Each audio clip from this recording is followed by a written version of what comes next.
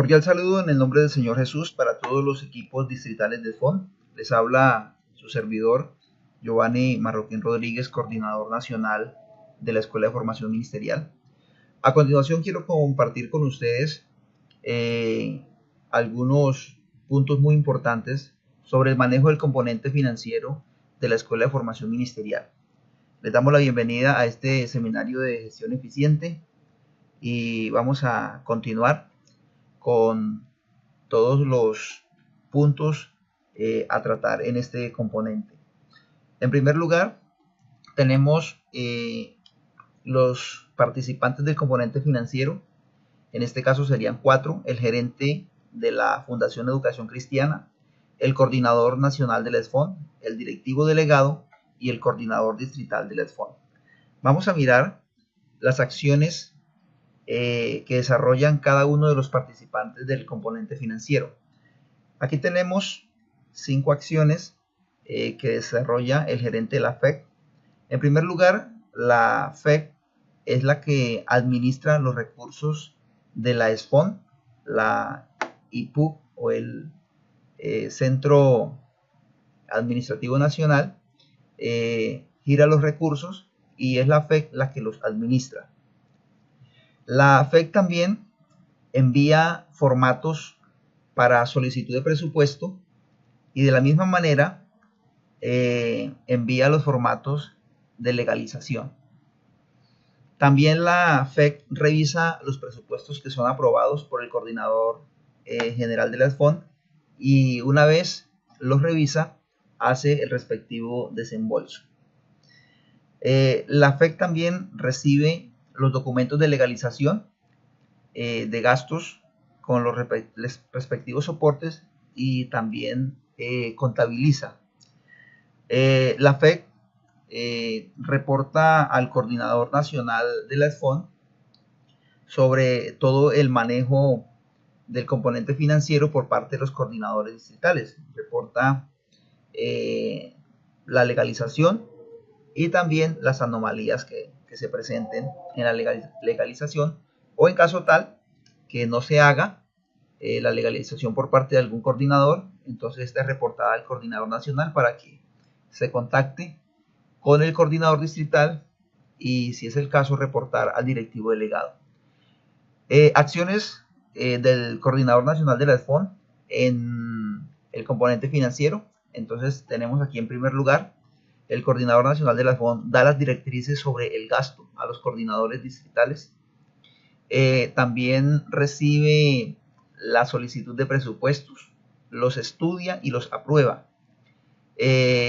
También es una función del coordinador nacional verificar el proceso de legalización de presupuestos, el envío de soportes, consignación de los excedentes, si los hay, consignación de retenciones y los dineros producto de la venta de módulos. También el coordinador nacional recibe el informe de la FEC sobre el proceso de legalización de anticipos por parte de coordinadores distritales. Y a la vez, si es el caso en que se presenten anomalías, el coordinador notifica al directivo delegado sobre las anomalías en el proceso de legalización de anticipos. Acciones del directivo delegado. Aquí encontramos que el directivo delegado es el encargado de acompañar y orientar el proceso financiero de la ESFON en el distrito, en cada distrito. Planea junto al coordinador de la ESFON la elaboración del presupuesto. Verifica la legalización y el envío de documentos y dineros en el tiempo estipulado. De la misma manera, verifica la ejecución presupuestal y la administración correcta del gasto. En cuanto a las acciones del coordinador distrital dentro del componente financiero, está solicitar y ejecutar el presupuesto de acuerdo a las políticas establecidas. El coordinador debe elaborar el informe económico y presentar relación de gastos en el tiempo estipulado. Debe consignar los dineros producto de excedentes, retenciones y venta de módulos en su totalidad. Debe ceñirse también al presupuesto establecido. Bueno, aquí tenemos el formato de anticipos o de solicitud de anticipos. Este es un formato que envía la Fundación Educación Cristiana y es importante que el coordinador diligencie este formato. Aquí tenemos la fecha y ciudad. Aquí tenemos el número del distrito. En este caso colocamos un distrito que aún no existe. El nombre del coordinador, es muy importante que vaya aquí el nombre del coordinador. Aquí tenemos entonces las cuentas. Estos son los rubros que se van a manejar. Aquí tenemos un ejemplo, por ejemplo, bonificación para facilitadores son 889.000 pesos. Esto incluye la retención en la fuente. Aquí tenemos también otro rubro para logística, mesas y salones de 1.500.000 pesos. Aquí tenemos también lo de hospedaje, 400.000, y así sucesivamente: alimentación, merienda, cafetería, transporte, taxis y buses, transporte terrestre cuando el facilitador viaja por tierra, combustible o gasolina, y otros gastos, en este caso sería papelería o gastos de llamadas telefónicas. Aquí iría el total del valor presupuestado. Entonces es importante acá en la parte final que el coordinador coloque allí el número de una cuenta. Tiene que ser una cuenta personal, no es a la cuenta del distrito, para no tener dificultades para el retiro del dinero. Es importante que no sea una cuenta a nombre de un tercero, debe ser como mínimo a nombre de uno de los miembros del comité de SFON. Si no la tienen, deben abrirla y se envía el tipo de cuenta, el número de la cuenta, el banco y el nombre del titular de la cuenta. Este correo, este formato o esta solicitud de presupuesto deben enviarla al correo sfon.ipuc@gmail.com. Es el correo institucional que todos ustedes ya lo tienen. Aquí tenemos el formato de relación de gastos. Entonces, aquí tenemos también, es muy importante diligenciarlo, teniendo mucho cuidado de colocar los valores reales, ¿sí? Que aparezcan en las facturas. Aquí tenemos entonces honorarios, que serían los honorarios de los facilitadores, logística de mesas y salones y así sucesivamente, asistencia técnica, teléfono celular, los gastos que se tuvieron durante el desarrollo de la SFON. Aquí donde dice total, vamos a colocar el valor total de todos los gastos. Aquí tenemos en esta fila el anticipo, el valor del anticipo, es decir, lo que se le aprobó a cada coordinador. En este caso serían 4.200.000. Total neto, aquí es importante que tengan en cuenta. Mira que el total de gastos fue de 4.027.000 pesos, pero en este ejemplo tenemos que el anticipo fue de 4.200.000, es decir que en este caso sobraron 173.000 pesos, que estos excedentes deben ser consignados nuevamente a la cuenta de la FEC o de la Fundación de Educación Cristiana. Cuando de pronto por algún motivo, por un asunto de fuerza mayor, el gasto superó el anticipo, es decir, que hubo un déficit, entonces aquí vamos a colocar también menos, este valor iría en negativo. Supongamos que se pasó 173.000 pesos, entonces sería menos 173.000. Entenderíamos entonces que ahí hubo un déficit en esa legalización. Bueno, es importante estos datos que siguen a continuación. El número de módulos que se le enviaron al distrito. En este caso, el valor que aplicó para el año 2018 fue de 8.000 pesos por módulo. Es decir, que 170 módulos, según en este ejemplo, cuestan 1.360.000. Aquí colocamos en segundo lugar los módulos que se vendieron. Los módulos que se vendieron en este ejemplo son 165 que cuestan 1.320.000. La retención que se le hace a los facilitadores del 10%, en este caso serían 89.000 pesos que van incluidos acá. Bueno, tenemos acá también retención de alojamiento del 3.5%, que sería, según el ejemplo, acá lo tenemos, 342.000, eso aplicaría una retención de 11.970 pesos. Retención por alquiler de auditorios, sillas y mesas, 20.000 pesos. Recuerden, ahora vamos a mirar la tabla de retenciones para mirar a partir de qué valores se hace la retención. Retención de auditorios, en este caso serían 35.000 pesos, porque según el ejemplo la hicimos sobre 1.500.000. Y excedentes del anticipo serían 173.000 pesos. Si en este caso no hay excedentes, entonces aquí se colocaría el déficit del ejercicio, y también el total que se va a consignar. ¿Cuál sería el total que se va a consignar? Sería el total de la venta de los módulos, la retención tanto de facilitadores como de retención de alojamiento, de auditorios, sillas y mesas. Y también es importante tener en cuenta que estas retenciones hay que aplicarlas por ley. Recuerde que la Fundación de Educación Cristiana somos retenedores de algunos impuestos, entonces es importante que se hagan esas retenciones según las instrucciones que se dan de la Fundación de Educación Cristiana.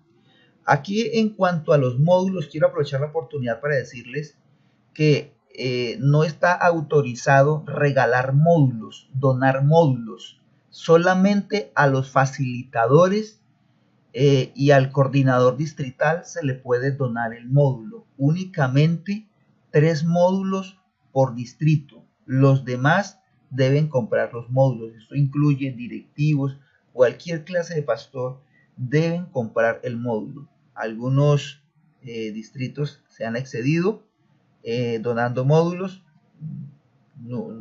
cifras muy altas. Solo está permitido donar máximo 3 módulos por distrito.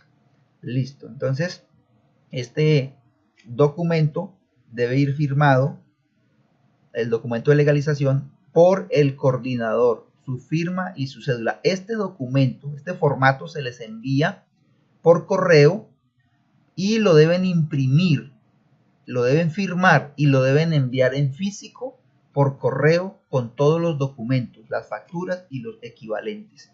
Y las consignaciones, los desprendibles de consignaciones originales. Vamos a mirar acá los tiempos, los documentos que se deben enviar, los dineros que se deben consignar y los tiempos en que se debe ejecutar cada acción. Aquí tenemos, por ejemplo, en documentos que se deben enviar, el formato de legalización, impreso y firmado por el coordinador distrital, el formato que vimos anteriormente. Se deben enviar facturas, documentos equivalentes y organizados por rubros. Aquí les recomendamos, no es de coger y revolver toda la cantidad de facturas. Si hay facturas de restaurante, esas facturas deben ir en un paquetico. Si son facturas de alquiler de auditorios, mesas y sillas, debe ir en otro paquete. Los equivalentes de bonificaciones o de honorarios de facilitadores deben ir aparte, en un paquetico, ¿sí? Ojalá prensados con ganchitos. Así sucesivamente cada rubro, los rubros de taxis, las facturas, los recibos, los documentos, cada uno en paqueticos aparte, bien organizados según el orden que aparece acá. Es decir, que cada paquetico de facturas debe ir según este orden.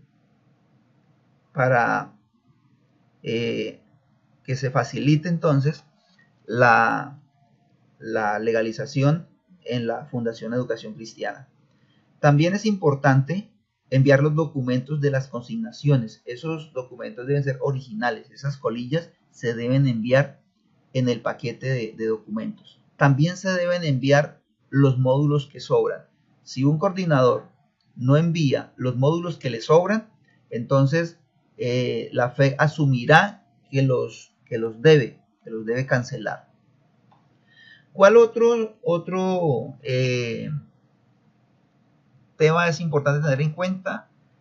Los dineros que se deben consignar. ¿Qué dineros se consignan? Se consignan excedentes del presupuesto, los dineros que sobran. Se deben consignar los dineros producto de retenciones en la fuente. Se deben enviar los dineros producto de la venta de módulos. Le quiero recordar que no está permitido gastar para el desarrollo de la FON los dineros de los módulos. El coordinador, si por algún motivo se excedió en el gasto, debe llamar a la coordinación nacional, a este servidor, para pedir la autorización o pedir un adicional si el caso lo amerita, ¿sí? Pero no está permitido gastar dinero de los módulos sin autorización de la coordinación nacional. Vamos a mirar acá algo muy importante y es las fechas o los tiempos. Entonces, antes del encuentro, el coordinador debe hacer la solicitud del presupuesto. Esta se hace 10 días antes del evento. Una vez haga la solicitud 10 días antes del evento, el coordinador nacional de las FON tendrá 3 días para revisar el presupuesto y aprobarlo. Luego la FEC en un tiempo de 48 horas o 2 días hará el envío del dinero, ¿sí? Es decir que entre el estudio del presupuesto y el envío han transcurrido aproximadamente 5 días. Quiere decir que 5 días antes del evento se envía el dinero a la cuenta del coordinador o de alguno de los miembros del equipo distrital. No se hacen envíos de anticipos con mayor tiempo para evitar inconvenientes. Una vez terminada la SFON, el coordinador tiene 10 días. Después del evento tiene 10 días para hacer la legalización. Esto no significa que tiene que esperar 10 días para hacerla, no. Si la hace al otro día, a los 2, 3 días, muchísimo mejor. Porque entonces esto va a ser tenido en cuenta en los criterios de calificación de la gestión de cada equipo distrital. Cuando estos tiempos no se cumplen, entonces tendremos que contactar al coordinador y si no hay una respuesta, si no hay una acción, se notificará al directivo delegado para que él entonces colabore en ese aspecto, ya que él es uno de los encargados de velar porque se haga la legalización. Aquí tenemos entonces la tabla de retenciones. No los incluí todos, incluimos solamente los que normalmente se manejan en los encuentros de SFON. Aquí tenemos entonces servicios generales. Cuando alguien presta un servicio general y es una persona no declarante, entonces se le hará una retención del 3.5% sobre 925.000. Es decir, que si se le pagan 200.000 pesos o 300.000 pesos a una persona que colaboró en la SFON, entonces esto lo digo por algún caso en que se contrate a alguna persona para algún servicio, aunque realmente todas las funciones las debe desarrollar el equipo distrital. Bueno, tenemos acá arrendamiento de bienes inmuebles. Entonces también en este caso, si se supera los 925.000 pesos se hará la retención, lo contrario no. En el caso, por ejemplo, de las SFON que se hacen en templos y se les da un aporte para gastos de servicios públicos en el templo, este rubro sería manejado como alquiler de auditorio, pero normalmente esos rubros no llegan a estos topes, entonces no se haría la retención en la fuente. Arrendamiento de bienes muebles, sí, allí sin importar el valor. Si se alquilaron mesas, sillas o cualquier otro elemento, sin importar el valor, se le debe hacer la retención del 4%. Lo mismo en cuanto a honorarios y comisiones de declarantes, se les hace la retención del 11%. En cuanto a honorarios y comisiones de personas no declarantes, la retención se hace del 10% sobre el valor. En este caso, esta es lo que aplica para los facilitadores de la SFON, ¿sí? Honorarios y comisiones de personas no declarantes del 10%, y aquí sin importar el valor, si son 400, 500.000, 800.000, se le hace una retención del 10%. Servicio de hoteles y restaurantes, entonces allí vamos a tener en cuenta que a partir de 137.000 ya se hace la retención. Si el valor es inferior a este rubro, entonces no se haría la retención. Bueno, en cuanto a personas que hacen declaración de renta, bueno, los no declarantes aplica lo mismo, los mismos valores. Vamos a continuación a mirar las características de las facturas de compra comercial. Vamos a mirar aquí varios puntos importantes, y el primero de ellos es que toda factura debe tener razón social y debe tener NIT. Mire, aquí en este círculo encontramos la razón social, diseños impresos de la costa. Bueno, también el NIT, mira acá en la parte inferior tenemos el NIT. De igual manera es importante tener en cuenta la autorización de la DIAN. Aquí tenemos, por ejemplo, en este círculo tenemos marcado la autorización de la DIAN. Mire, este es un número de autorización y también el año en el que inicia hasta el año que va la autorización. Es importante tener en cuenta estos detalles de las facturas comerciales. Los datos de la empresa, que incluyen la dirección, ciudad, debe tener allí sus correos electrónicos o página web. También debe tener el tipo de régimen o actividad económica, y todos estos datos no pueden faltar en una factura legal. También debe contener la factura los datos del beneficiario. En este caso sería la Fundación Educación Cristiana. Es importante tener en cuenta que todas las facturas deben ir a nombre de la FEC.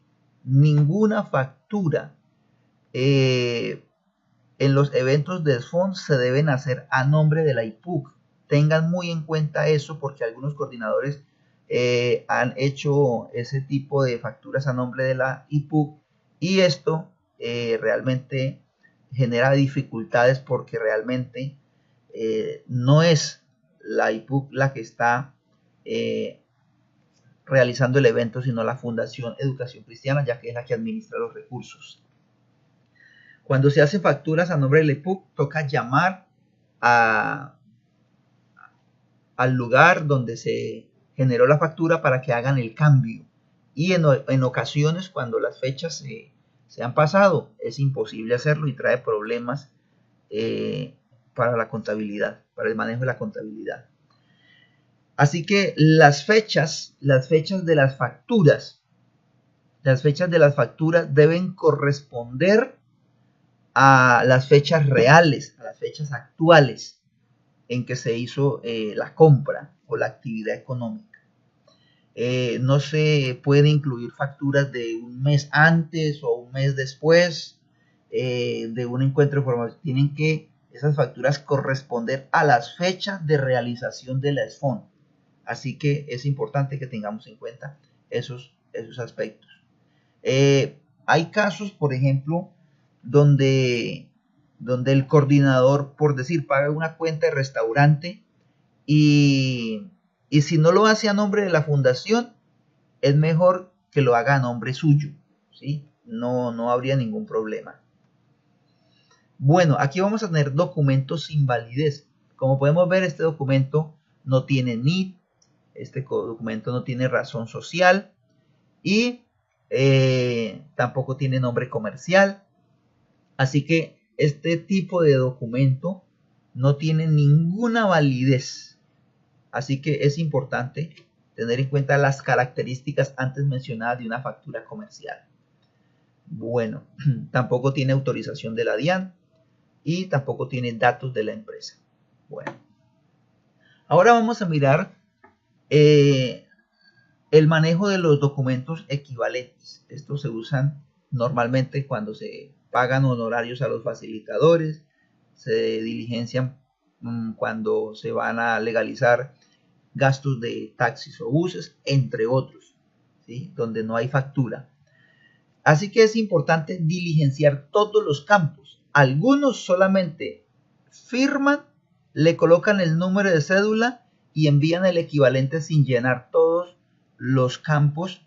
Así que este documento se debe diligenciar completamente, no debe faltar ninguno de los campos por diligenciar: ciudad, fecha, el valor, a quién se le paga, cuál es el beneficiario de ese pago, el número de la cédula, la ocupación, la dirección, el municipio. Estos datos tienen que ser reales. El número telefónico, la suma en letras y la firma y el número de cédula nuevamente. Esto no puede faltar. Es importantísimo que llenen totalmente sin que les falte ni un solo dato. Aquí tenemos, por ejemplo, un caso contrario, donde se llenan todos los datos, pero no se firma. Así que este equivalente pierde toda validez, así lleve todos los datos que se requieren, pero si no está firmada con número de cédula, este equivalente pierde total validez.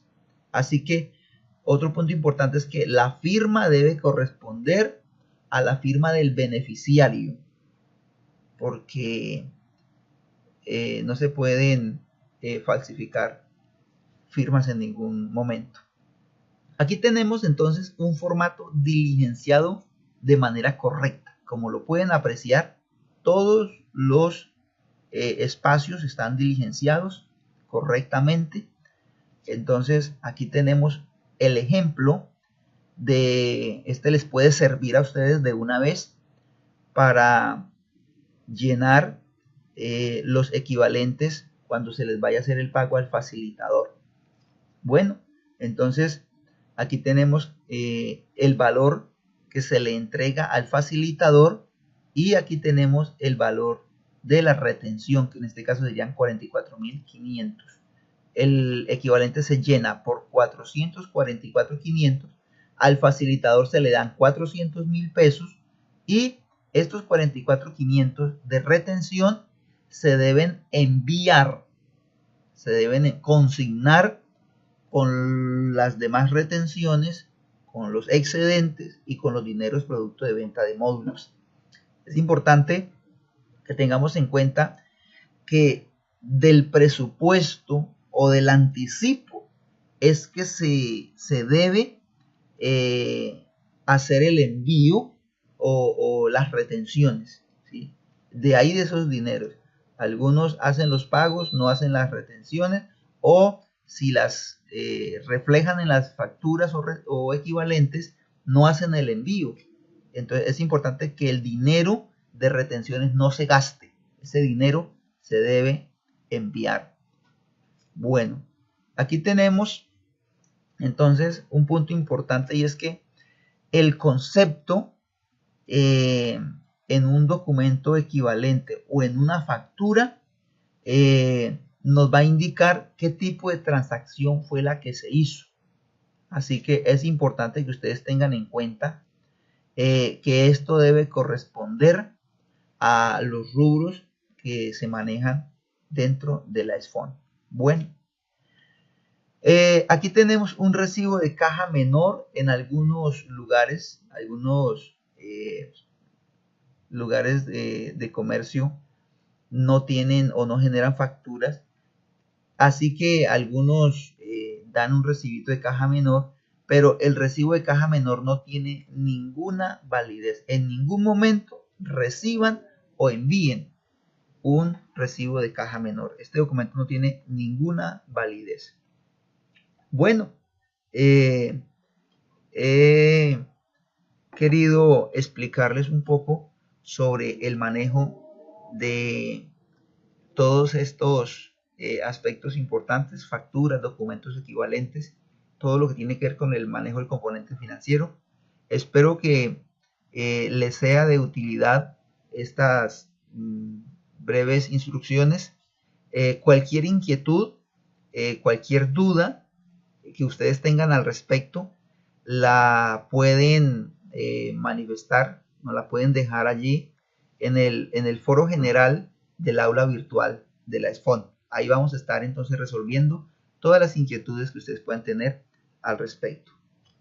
Dios les bendiga y espero que esta información les sea de mucha utilidad.